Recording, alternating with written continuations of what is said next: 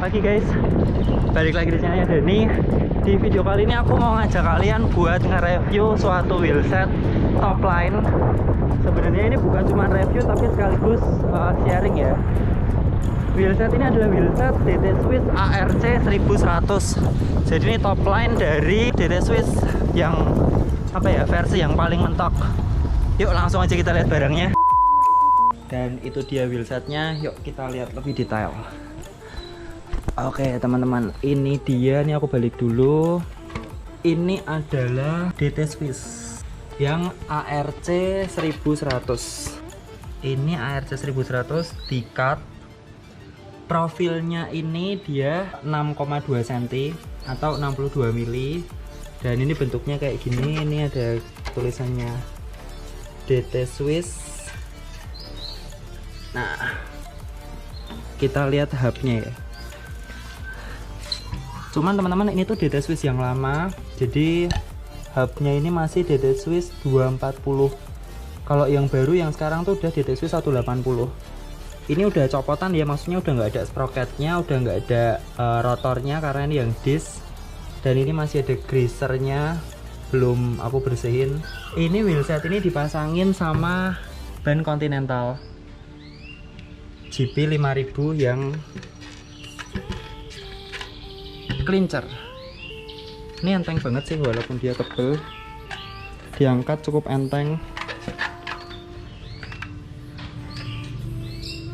Nah, sekarang kita ngomongin performanya ya. Nah, ini dia wheelsetnya teman-teman.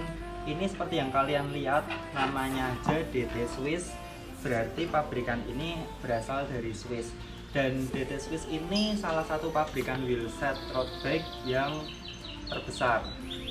Dan dia itu nggak cuman menang di rimnya aja ya, dia juga produksi hub itu dipakai di banyak wheelset luaran selain produk wheelset, selain produk DT Swiss. Jadi maksudnya cuman hubnya doang ini loh dijual di luaran. Yang paling tinggi itu sekarang DT Swiss 180.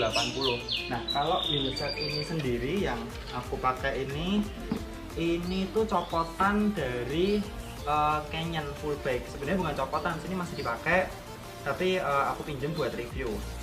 Dan ini yang tadi aku sebutin, Continentalnya ini adalah bannya pakai yang beda ukuran. Jadi belakangnya 28, depannya 25.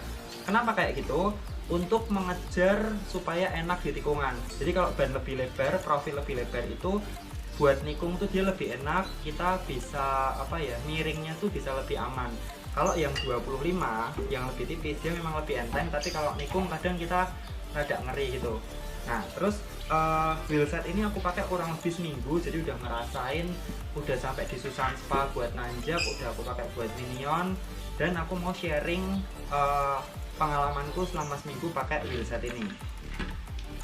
Oke, yang pertama buat kalian yang cari wheelset, aku nggak rekomen buat beli wheelset setebel ini. Apalagi kalau sepedamu cuma satu. Ini 6,2 cm, ini profil yang sangat lebar dan sangat berat dan sangat berbahaya.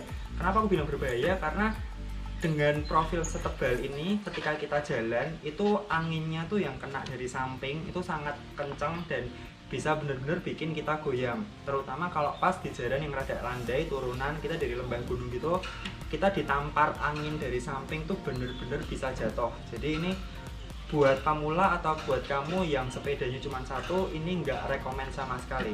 Kalau misal masih pengen cari DT Swiss 1100, kalau mau pakai wheelset kayak gini, pilihlah yang profil 50, itu yang paling oke menurutku. Dengan adaptasi sebentar, kamu bisa dipakai tuh enak, nyaman banget.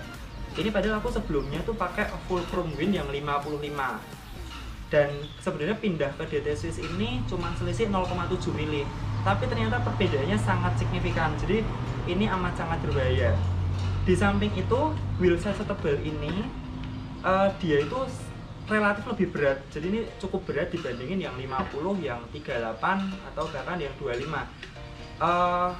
Berat itu pasti nggak enak buat nanjak, nggak enak buat stop and go. Jadi ketika kita belok, nikung, terus kan kita pasti nurunin speed tuh.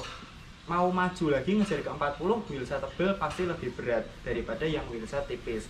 Terus kalau kita gelondor atau kita di turunan, wheelset ini bakal lebih dorong, jadi kita bakal lebih sering gunain rem. Tapi yang aku bilang tadi tuh, hati-hati dengan angin samping, angin kanan kiri, bahkan di depan wheelset ini terasa berat banget. Nah kalau pakai wheelset tebel kayak gini, kamu mau sprint walaupun udah di posisi kencang, itu menurutku pribadi, kalau tiba-tiba off saddle terus kita bener-bener power, itu tenagamu bakal lebih hilang, lebih sia-sia. Mendingan ditambah pelan-pelan, 50, 52, 53, 54, 55, itu menurutku bakal lebih enak dan lebih irit power, lebih tahan lama. Mungkin bisa ya intinya lebih lama lah ya. Itu kalau performa selama seminggu pakai di berbagai macam medan ya. Kalau ditanjakan tadi aku sudah bilang ini beratnya tuh karena dua, karena angin dan karena bobotnya yang memang berat. Jadi kalau pakai wheelset kayak gini tuh benar-benar harus cuman buat datar aja kalau menurutku ya. Nah terus sekarang pertanyaannya, Dani Cika rekomen nggak beli wheelset ini, DT Swiss ARC 1100? Ini kalau yang aku pakai ini kan hubnya yang lama, yang DT Swiss 240. Logikanya yang 180 itu harusnya lebih enak karena dia lebih baru, sistem upgrade-nya, dan lebih mahal juga.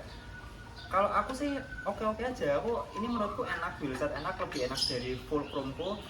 Cuman kalau aku disuruh milih pasti pilih yang 50